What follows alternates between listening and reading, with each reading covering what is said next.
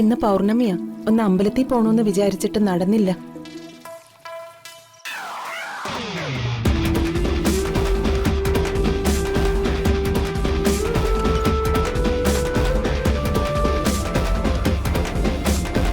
ഓയ്, നിങ്ങളുടെ ജോലി കഴിഞ്ഞില്ലേ ഇതുവരെ? ദാ ഇപ്പൊ കഴിയും. എന്തേലും വേണമായിരുന്നോ? ആ, കുറച്ച് ചൂടുവെള്ളം വേണമായിരുന്നു. കുഴപ്പമില്ല, ഞാൻ ചെയ്തോളാം. ശരി.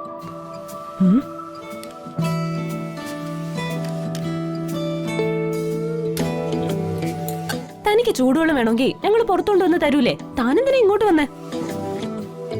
അതും വീടിനകത്തൂടെ. അല്ല, നിങ്ങൾക്ക് ബുദ്ധിമുട്ടുണ്ടാക്കണ്ടെന്ന് കരുതി. ഞങ്ങളുടെ ബുദ്ധിമുട്ട് താൻ ആലോചിക്കണ്ട. താനേ കാർ ഓടിച്ചാ മതി. അടുക്കള ഭരണം ഏറ്റെടുക്കണ്ട. ദേ ചന്ദ്രാമേ, ഒരു കാര്യം ഞാൻ പറഞ്ഞേക്കാം. ഒരു ഡ്രൈവർക്കും ഈ വീട്ടിൽ ഇത്രയും സ്വാതന്ത്ര്യം കൊടുക്കരുത്. ദേ ചന്ദ്രാമേ, ഇങ്ങനെ അമിത സ്വാതന്ത്ര്യം കൊടുത്ത് അവസാനം കൈ കിട്ടുന്നതൊക്കെ എടുത്തോണ്ട് ഇവന്മാരെ പോലുള്ളവര് മുങ്ങിയാലേ പിന്നെ പറഞ്ഞിട്ട് കാര്യമില്ല.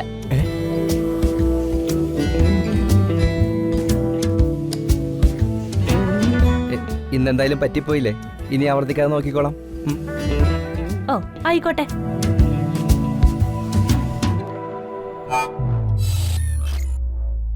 Madam is calling Chandralekha. Madam is calling Chandralekha. Madam ചന്ദ്രലേഖയെ വിളിക്കുന്നു. മാഡം ചന്ദ്രലേഖയെ വിളിക്കുന്നു. രമ മാഡം എന്തിനാണോ ഇപ്പൊ കാണണോന്ന് പറഞ്ഞേ? അപ്പൊ ശരി, ഗുഡ് നൈറ്റ്. Good night.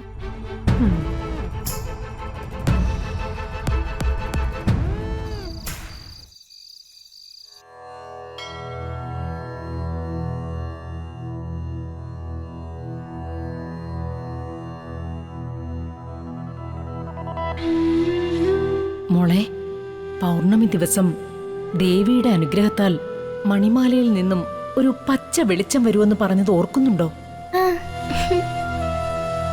അത് മോളിതുവരെ കണ്ടിട്ടില്ലല്ലോ? ഇല്ല. മോളെ, മോള് കണ്ണടച്ച് മന്ത്രം ചൊല്ല്, എന്നിട്ട് ആ പെട്ടി തുറക്ക്, അപ്പൊ കാണാം.